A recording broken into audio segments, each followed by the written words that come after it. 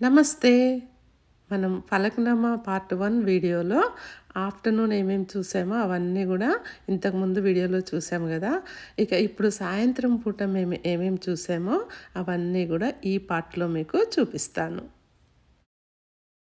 ఇదిగోండి ఇక్కడో గడియారం కూడా ఉంది చూడండి. మా వారు అలా నిజాం సోఫాలో కూర్చొని కాఫీ తాగుతూ ఉంటే నేను కూడా వెళ్ళి కంపెనీ ఇచ్చా. బాగున్నామా మేమిద్దరము?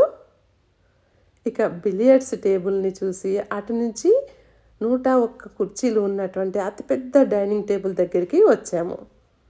ఇక్కడైతే ఆ టేబుల్ అరేంజ్ చేసిన విధానము, ఆ తలతలలు మిలమిలలు చూస్తూ ఉంటే నిజంగా కడుపులో ఎలుకలు పరిగెత్తాయండి. ఏంటి నిజం అనుకున్నారా? లేదండి బాబు, ఇక్కడే కూర్చొని తింటే ఈ టేబుల్పై తిన్న అనుభూతి దొరికేది కదా అని చెప్పేసి అలా అన్నాను అంతే.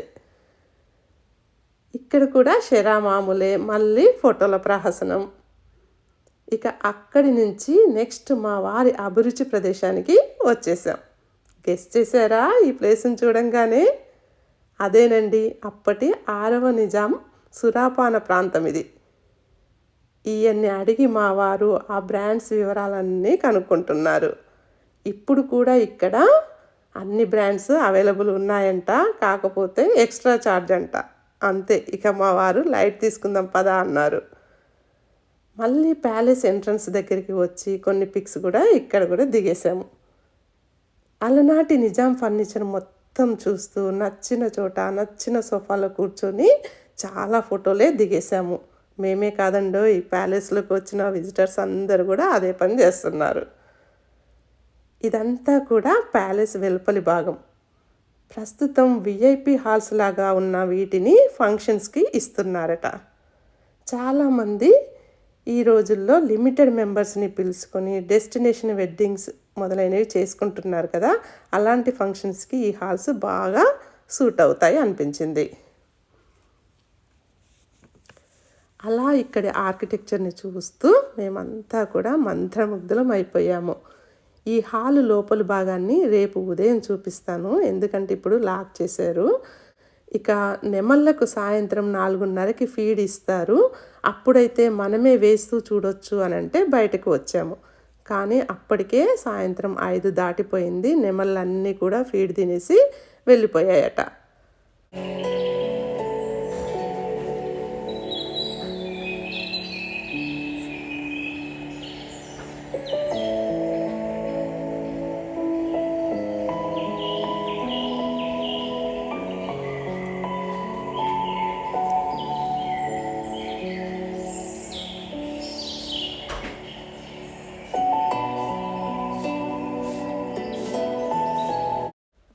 మళ్ళీ మేము వెనక్కి ప్యాలెస్లోకి వచ్చి గైడ్తో పాటు టూర్కి వెళ్ళాము. మాతో పాటు ఆ రోజు ఫారినర్స్ కూడా చాలామందే ఉన్నారు. అందరికీ మరోసారి డ్రింక్స్ సర్వ్ చేశారు.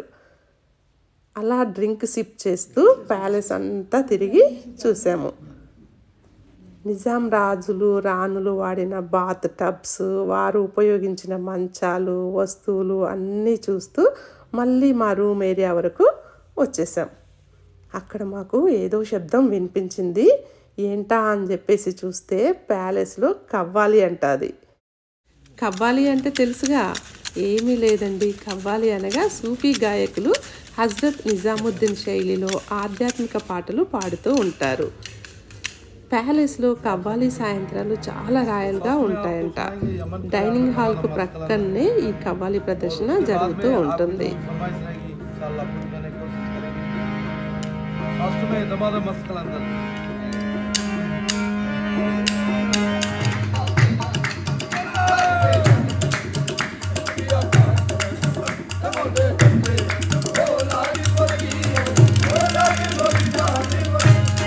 ఇది రోజు ఉండదట, ప్రత్యేకమైన ఈవెంట్కి కానీ లేదా గెస్ట్ ప్యాకేజీలకు మాత్రమే ఉంటుందట.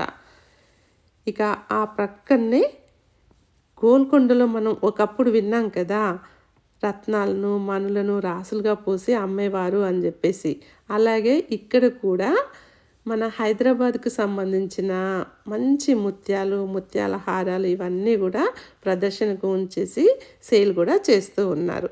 ఇదంతా చూస్తూ ఉంటే రాజుల కాలంలో జరిగే మెహఫిల్కి మనము అతిథిగా వచ్చామా అని అనిపిస్తూ ఉంటుంది. కవ్వాలి అయిపోయిన తర్వాత చూస్తే ప్యాలెస్ నిశ్శబ్దంగా మారిపోతుంది. ఇంకా మన మనసులో ఆ సంగీతం తిరుగుతూనే ఉంటుంది. ఇక రోజంతా మనకి వెలుతురు, వెచ్చని వేడిని ప్రసాదించిన సూర్యభగవానుడు పడమటి కనుమల్లో విశ్రాంతి కోసం వెళ్తూ ఉన్నాడు.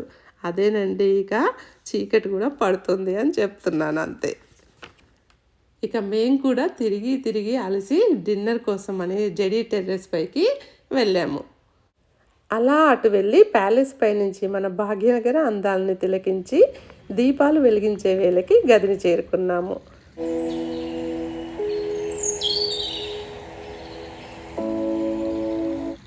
ఇక మేము రూమ్కి వచ్చేసరికి చూడండి, కూర్చొని మంచిగా ఇట్లా డెకరేట్ చేసి పెట్టినారు. ఇక ఆ నీటితోని ఫ్రెష్ అప్ అయ్యేసరికి పొద్దునంతా తిరిగిన అలసటంతా కూడా పోయింది.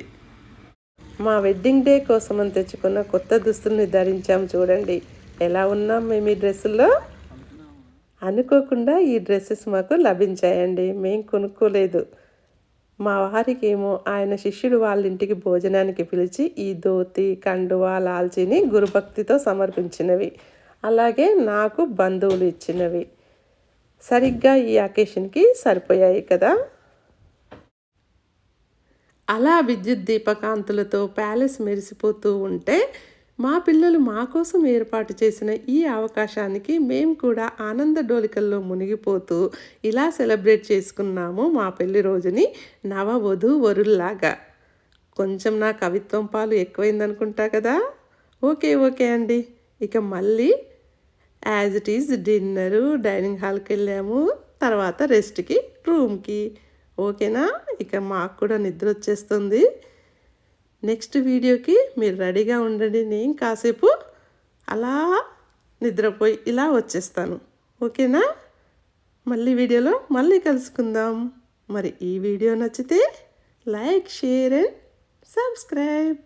మీ శివజ్యోతి.